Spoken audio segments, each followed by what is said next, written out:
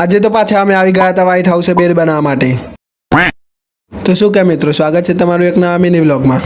સવાર પડી ગઈ હતી ને અમે નીકળી ગયા હતા ખભે પાવડો મૂકીને વ્હાઇટ હાઉસ બાજુ, કેમ કે પહેલી વખત જે બેડ બાકી રહી ગયા હતા એવા પૂરા કરવાના હતા। પછી ફાઇનલી અમે આવી ગયા હતા વ્હાઇટ હાઉસે, અને વ્હાઇટ હાઉસે આવતા જ આપણા ક્રિશભાઈ જોવો। तू मेरे से प्यार करती है या नहीं करती, ये बता दे तू बस।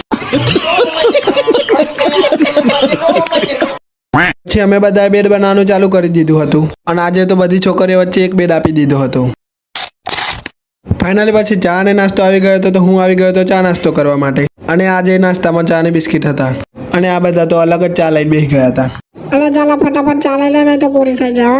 હા ભાઈ, લઈ લઉં, તમને તો ખબર છે આપણે મફતનું તો છોડતા જ નહીં। ફાઇનલી પછી ચા અને બિસ્કિટ લઈ લીધા, ને આ છે આપણા આજના સ્પોન્સર। આ વખતે ચા પાઈ છે બધાને 350 રૂપિયાની, અમારી સરકારી ખાતામાં નહીં આવી, credit by Shivam Krish.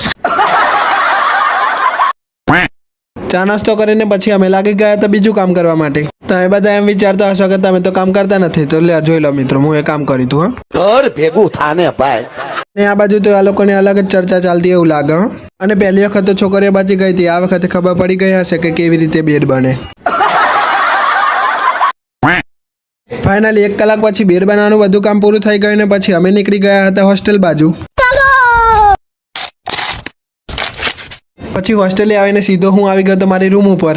Room ઉપર આવીને ફટાફટ મેં કપડાં બદલી દીધા। તો આ હતો મારો આજનો મિની વ્લોગ। તમને ગમ્યો હોય તો લાઈક, શેર, સબસ્ક્રાઈબ ને ફોલો કરી જ દેજો। ફોલો કરવાનું ના ભૂલતા। આપણે મળીએ કાલે બીજા વ્લોગમાં। જય માતાજી।